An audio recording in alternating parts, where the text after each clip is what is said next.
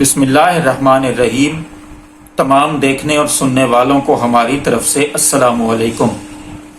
آپ دیکھ رہے ہیں میرا یوٹیوب چینل اور میں ہوں ساجد حسین۔ بالآخر وہ فیصلہ آ گیا جس کا انتظار تھا۔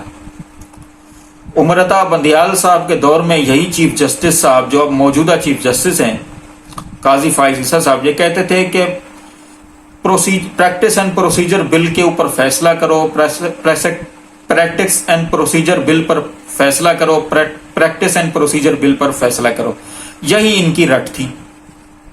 اب جب سے یہ چیف جسٹس بنے کوئی پتہ نہیں ملک کے اندر قانون ہے یا نہیں، کوئی پتہ نہیں لوگ اغوا ہو رہے ہیں، کوئی پتہ نہیں لوگوں کے ساتھ کیا معاملہ ہو رہا ہے، مہنگائی، بجلی کے بلز، احتجاج، جھگڑے، فساد، دنگے، لیکن ان کو اپنے کیس کی پڑی تھی۔ خیر 3-4 سماعتیں ہوئی، پی ٹی وی نے دیکھا، مطلب پی ٹی وی سے لوگوں نے دیکھا اور مختلف یوٹیوب چینلز پر بھی یہ براہ راست نشر کیا گیا اس سماعت کو، حالانکہ یہ مینیجرین مسئلہ تھا، میٹنگ کرتے اور اس کو حل کر لیتے۔ خیر کوئی بات نہیں، نئی ہسٹری، نئی بات کی چیف جسٹس صاحب نے، وہ فیصلہ آ گیا۔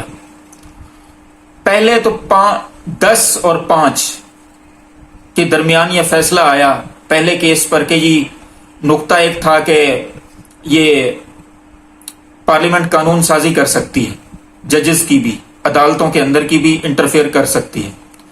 10 نے اس کے حق میں فیصلہ دیا، وہ لگ رہا تھا جسٹس صاحب بھی اسی میں تھے، اور جو بندیال صاحب کے ہم خیال ججز تھے اعجاز الاحسن، جسٹس مظاہر علی نقوی اور شاہد وحید سمیت 5 ججز نے اس کے اگینسٹ فیصلہ دیا کہ قانون سازی پارلیمنٹ نہیں کر سکتی۔ یہاں پہ اپنا چھوٹا سا انالیسز یہ دیتا جاؤں کہ یہ وہ پارلیمنٹ ہے جس کو سازش کے ذریعے بنایا گیا، یعنی پہلے جو عمران خان کی پارلیمنٹ تھی اس کو ہٹا کے سازش کے ذریعے نئی پارلیمنٹ بنی، اس کے اندر یہ قانون پاس ہوا اور جسٹس صاحب نے کہہ دیا کہ یہ جائز ہے، ٹھیک ہے جی۔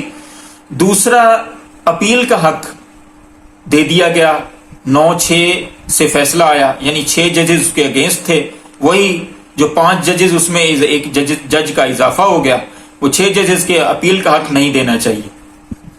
اور پھر ماضی کی اپیل، یعنی کہ ماضی میں جو مقدمات ہوئے ہیں 184(3) کے تحت، اس کے اوپر بھی اپیل کا حق دینا چاہیے، اپیل کا حق دینا چاہیے۔ یہاں پہ 8-7 سے فیصلہ آیا، یعنی 8 ججز یہاں پہ اپیل کا حق ماضی کا دینا چاہیے اس کے اگینسٹ گئے، 7 ججز چیف جسٹس سمیت اس کے حق میں گئے۔ اب یہ قانون بنایا کیوں گیا؟ جہانگیر ترین، نواز شریف اور باقی جتنے لوگ نااہل تھے ان کو فائدہ پہنچانے کے لیے۔ اب جج صاحب بھی یہ بات جانتے تھے، ایسا نہیں ہے کہ جج صاحب کو یہ بات پتہ نہیں تھی، لیکن انہوں نے نواز شریف کو فائدہ پہنچانا تھا، لیکن ایسا نہ ہو سکا۔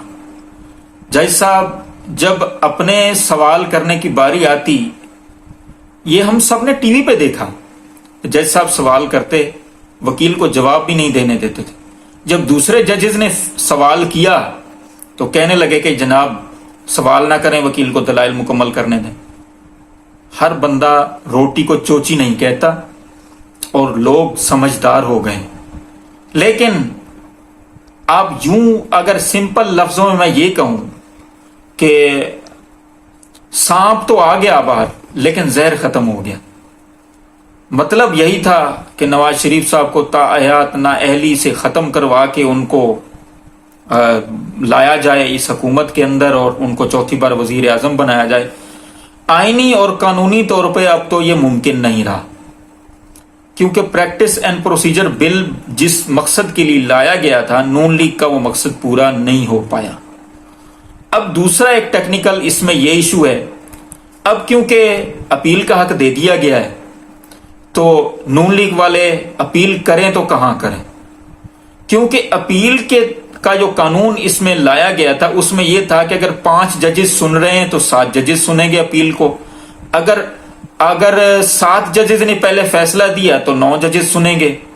اب جہاں پہ سپریم کورٹ کے اندر فل کورٹ بیٹھا، 15 ججز بیٹھے، تو اگر اپیل کریں گے تو کہاں کریں گے؟ اب پہلے تو پھر سپریم کورٹ کے اندر ججز کا اضافہ کرنا پڑے گا، یہ حالات اس طرح کے ہو گئے ہیں، اس لیے جو میں نے لفظ یوز کیا کہ آئینی اور قانونی طور پر تو نواز شریف کو کوئی فائدہ پہنچا سکتے نہیں ہیں، چاہتے ہوئے بھی نہیں پہنچا سکتے چیف جسٹس صاحب، لیکن پتہ کوئی نہیں ہے کیونکہ وہ ان کے اختیارات جو ہیں وہ ان کو یوز کرتے ہوئے، ویسے بھی آئین اور قانون کی تو کوئی بات ہو نہیں رہی پاکستان کے اندر، تو وہ ہو سکتا ہے اپنے اختیارات کو استعمال کرتے ہوئے کہہ دیں کہ بھائی نواز شریف صاحب جو ہیں وہ اب چوتھی بار وزیر اعظم ہوں گے، وہ الیکشن لڑنے کے اہل ہیں۔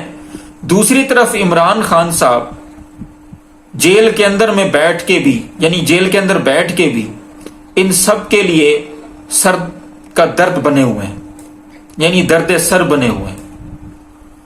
عمران خان کے پاس جلسہ کرنے کے لیے بندے موجود ہیں لیکن اس کو اجازت نہیں مل رہی، ان کے پاس جلسہ کرنے کے لیے ساری اجازتیں موجود ہیں لیکن بندے نہیں مل رہے۔ اب اللہ ہی ہے جو ان کے معاملات آسان کرے اور ان سب کو سیدھی راہ پر چلائے۔ اللہ آپ سب کو آسانی دے اور آسانیاں تقسیم کرنے کی توفیق بھی دے۔ اپنے آس پاس دوستوں رشتہ داروں کا خیال رکھیں، اپنے فلسطینی بھائیوں کے لیے دعا کریں اور ہمارے اس چینل کو بھی سبسکرائب کریں اگر آپ مناسب سمجھیں تو۔ آپ کا بہت بہت شکریہ۔